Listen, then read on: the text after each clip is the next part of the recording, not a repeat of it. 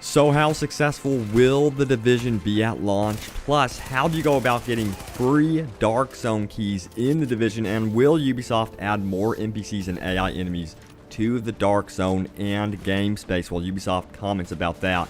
And check this out, a fan-made map showing off valuable pickups and items that you're definitely going to want to save for the release of the game. Hello there, my fellow agents. What's up?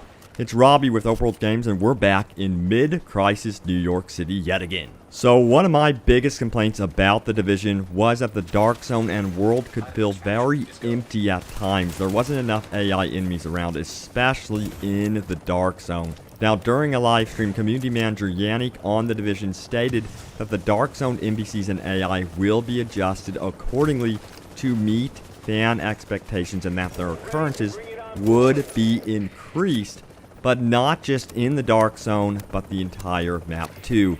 They have heard your complaints about the Dark Zone feeling empty, and it sounds like they're going to be doing something about it. That is so awesome to hear. You know, everyone that I spoke to about The Division, I asked them what they liked about it, what they hated about it, and the natural complaint was, man, where are all the enemies? And it just seemed like there were none many of the times that I hopped online. It just felt so difficult to find enemies, and that's not a good thing for the Dark Zone especially. And by the way, if you didn't know, the rewards claim vendor doesn't just give out buffs. You know, if you visit him, he gives out water, energy bars, that sort of thing, which you can use in turn to buff your damage and health and that sort of thing. But get this, he also gives out Dark Zone keys for free. So by all means, whatever you do, check back with him often, because we all know that Dark Zone keys are invaluable in the game, and you do lose them quite often, especially if you are getting killed by a ton of rogues.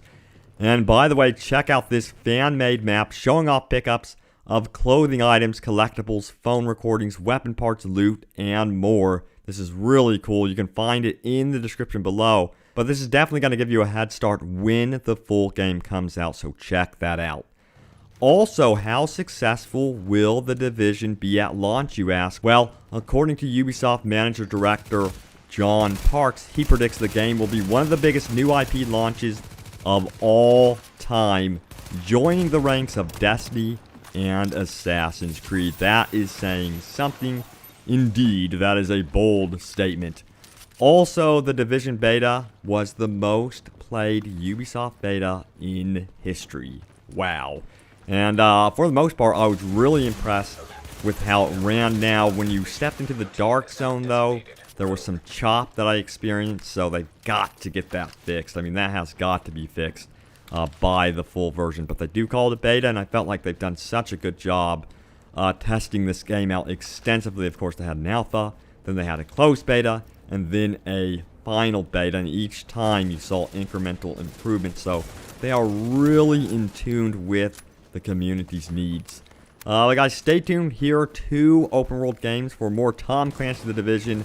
We are fast approaching the release, but I am so depressed over here that the open beta is gone.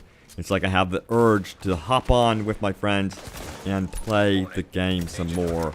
But guys, stay tuned here to Open World Games. Thanks for watching. Subscribe if you are new. Welcome to the Open World Games family. And yes, I will see you back in mid-crisis New York City on March 8th. Looking forward to it.